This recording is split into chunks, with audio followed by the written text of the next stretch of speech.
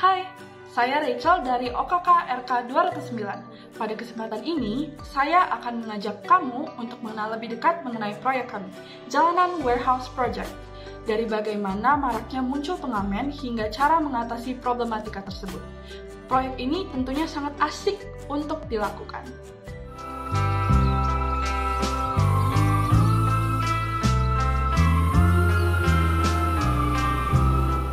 Pembangunan di Indonesia tentunya sudah sangat maju.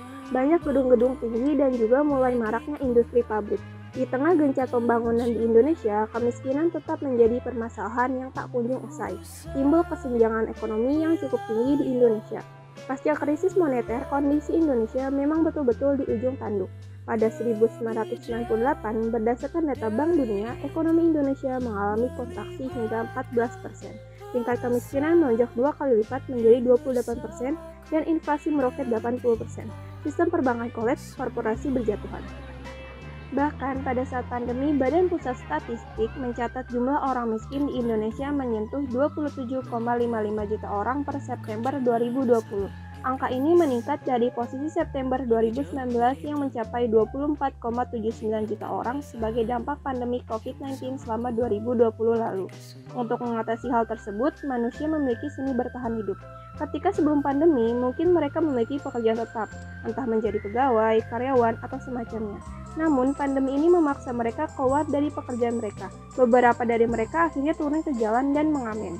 Untuk mengetahui dampak dari maraknya pengamen ini, kami mewawancarai pengguna jalan yang sering berhadapan dengan pengamen. Ya, dengan siapa, Mas? Oh ya, saya dengan Steven. Mas Steven emang suka melewati jalanan sini, Mas? Oh iya, saya kerja di situ. Ketika melewati jalan ini, Masnya suka lihat pengamen nggak sih, Mas? Suka banyak sih ya. Ketika melihat pengamen itu, Masnya terganggu nggak, Mas? Jujur ada terganggu sih ya, soalnya mereka tuh kayak maksa untuk kita kasih uang. Kalau kita nggak ngasih nanti suka dijudesin gitu. Nah, menurut Mas, pengamen ini sebaiknya dikurangi atau bagaimana, Mas? Iya sih ya, mungkin bisa dikurangin. Baik, terima kasih banyak, Mas. Oh iya, makasih. Persoalan-persoalan ini pun membuat kami berpikir keras. Apabila pembangunan di Indonesia sudah cukup gencar, namun mengapa pengamen masih marak di Indonesia? Kami pun tidak punya jawabannya, tapi kami tahu ahli yang bisa menjelaskan. Pak Yosep Parera merupakan aktivis hukum dan kemanusiaan yang juga merupakan pendiri dari Klinik Hukum Rumah Pancasila. Iya, karena pemerintah tidak membuka lapangan pekerjaan yang memadai ya, untuk bisa ditempati oleh manusia-manusia Indonesia di dalam memenuhi kebutuhan dasarnya berupa makan dan minum. Banyak sekali manusia-manusia yang turun ke lapangan, kalau mereka tidak punya kemampuan di bidang seni ya, turun ke lapangannya menjadi pengemis, kemudian menjadi peminta-minta atau mungkin jadi pemulung.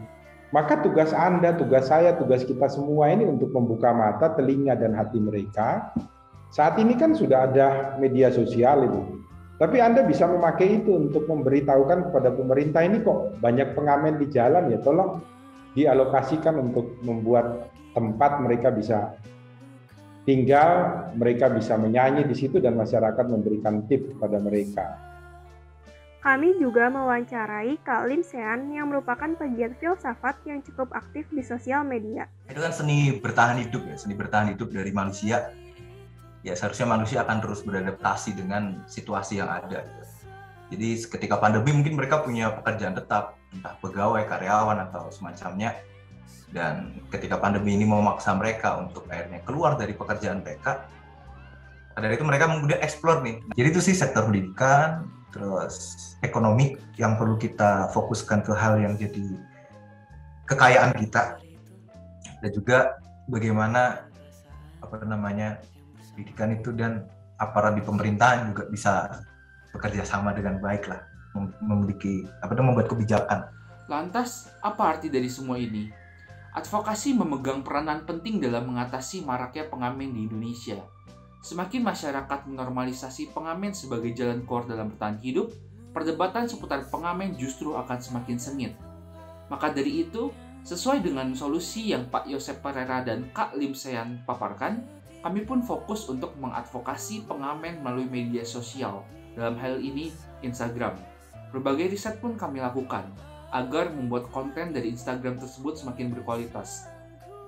Hal ini untuk menyebarkan kesadaran kepada masyarakat luas bahwa ini merupakan problematika sosial yang serius dan harus kita atasi bersama-sama.